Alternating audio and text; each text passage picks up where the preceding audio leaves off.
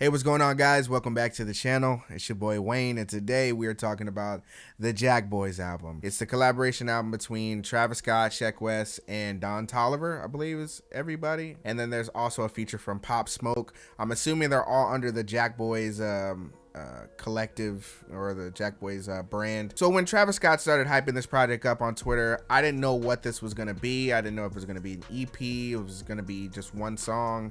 I didn't know if it was going to be a full-length album or whatever he was talking about. It could have been some shirts, and I wouldn't have been, I wouldn't have expected it. But it ended up being a collective album, and I'm glad it is because I've been fiending for some new Travis Scott music ever since he released Astroworld. I was really excited. I was ready to hear some new shit.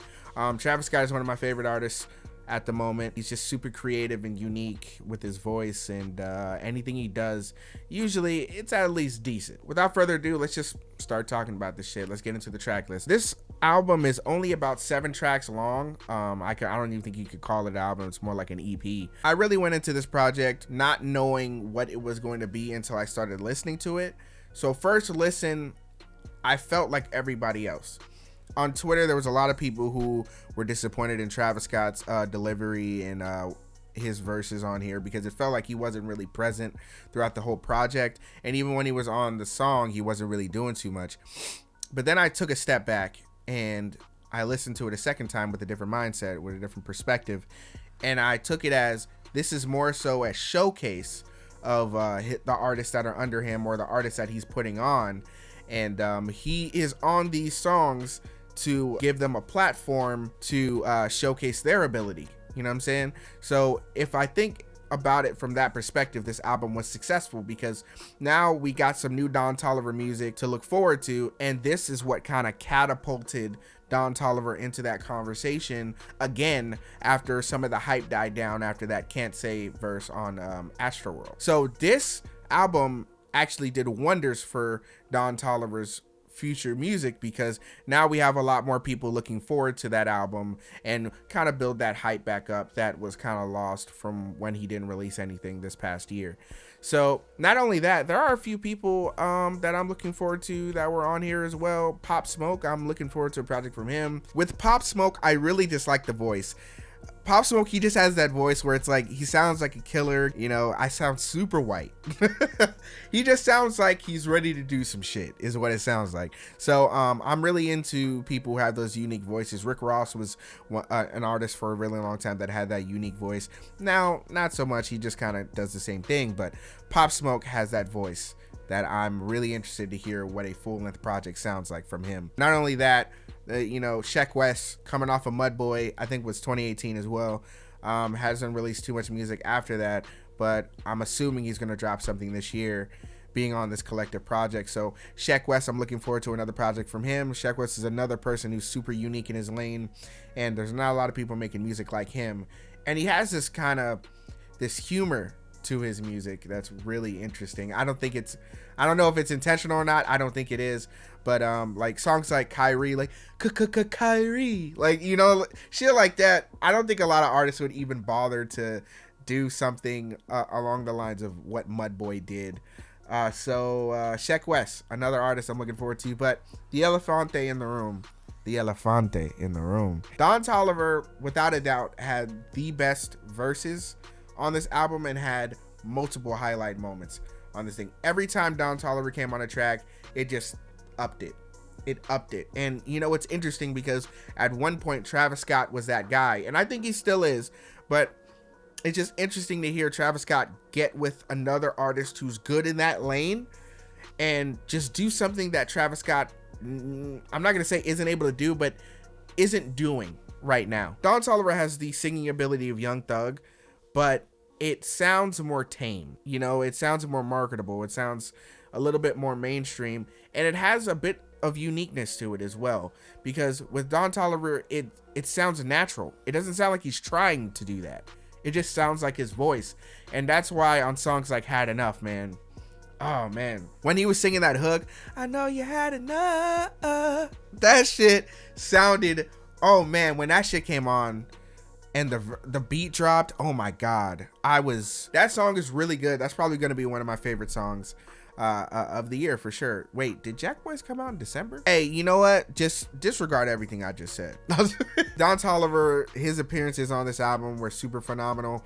And not only that, I like the Gang Gang contribution he had on there where him and Travis Scott kind of switched off halfway through the hook. Sounded really good. Some other songs that I liked on here, What to Do, obviously, with Don Toliver and Travis Scott. Super dope hook. Super catchy. The atmospheric trap production that we all know Travis Scott is good for sounds really good behind a Don Toliver voice. His verse is super infectious. The flows are super dope. As usual, we expect that from the likes of Don Toliver and Travis Scott. And there's a breakdown at the end. There's a bit of like a guitar and string solo at the end where it kind of mimics the original melody that was going on at the beginning of the song. But it just sounds super anthemic and super dope at the end. That's one of my favorite songs on there, right behind Had Enough and Gang Gang.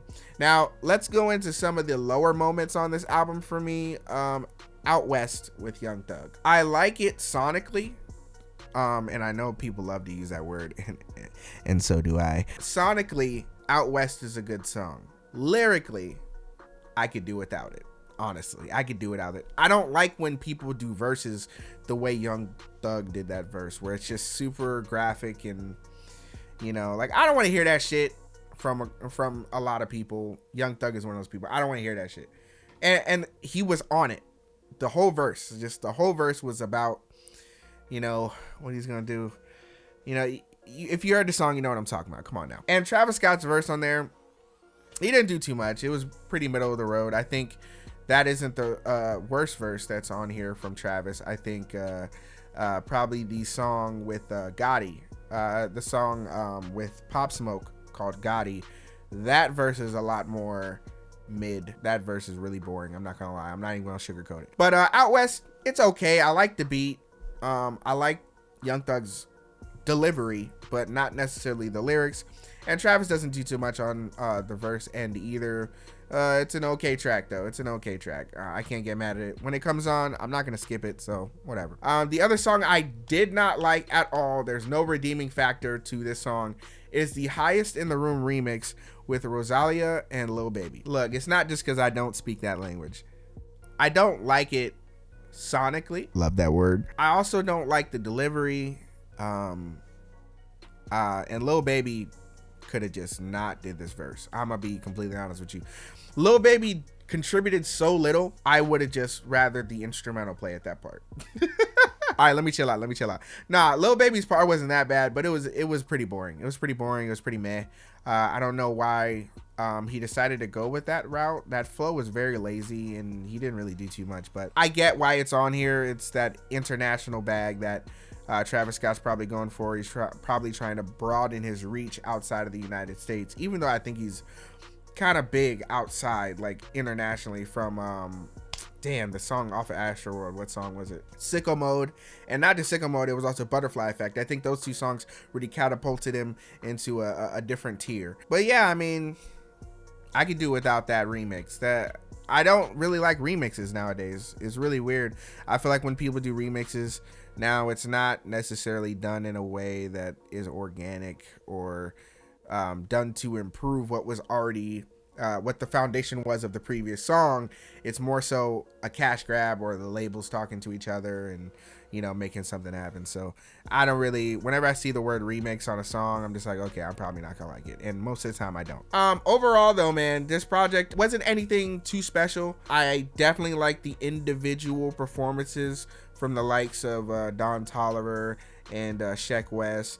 Even though Sheck West only had one feature on here, I don't know what that was about. But I mean, that's cool. I like what he did, you know, with the little flow he did on Gang Gang, where it's like, straight from the yard, straight to the top, hey, shoot us outside, double park. Fire, my nigga. That shit was fire. Almost forgot. I was about to do the outro. The contribution from Quavo and Offset on Had Enough. I think it was Offset. When Offset came in on the beat switch, oh my God. I was like, yo. Like, I haven't heard Offset and Quavo sound that calm and collected in a minute. Or, like, sound like they really wanted to rap in a minute. Like, to be completely honest with you. I like the melodic approach that they went with their delivery and their flows. So, Had Enough probably my favorite song. Then it goes Gang Gang, and then it goes What to Do, and then everything else could just fall in line after that. It doesn't really matter. Gotti is a guilty pleasure of mine. I just really like I really like how bad the hook is. It's honestly a bad hook. The hook is bad. What do you say? Woo bag baby. Woo! What was he doing in the... Let me chill out. Yeah, so if I had to give this EP, what it really is, it's an EP. If I had to give this EP a rating, it would probably be a 5 out of 10, to be completely honest. Overall, it's a 5 out of 10. I like Don Toliver, I like Sheck West, I like Travis Scott, and I'm looking forward to see what Pop Smoke has to deliver this year. Hopefully all 4 of them drop a project this year. I'm looking forward to it.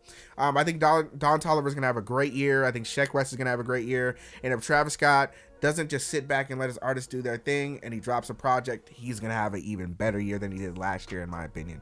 So let's get it going, man. Jackboys was a great listen. It was a good little teaser. Overall, as a project, it was okay. Like, it wasn't anything special, but I like the individual songs. The songs that I do like, I like them quite a bit. So, yeah. Comment down below. Let me know what you think of those projects. Let me know if I'm tripping. Was Travis Scott a little bit too laid back, or was he actually doing his thing? I don't know. I doubt it. Leave a like on the video if you enjoyed what you saw. Subscribe for more weekly videos. Hit that notification bell so you know when I post, because my schedule is going to be a little sporadic. And yeah, that's going to be about it. Thanks for tuning in. It's your boy Wayne. It's been real. Peace.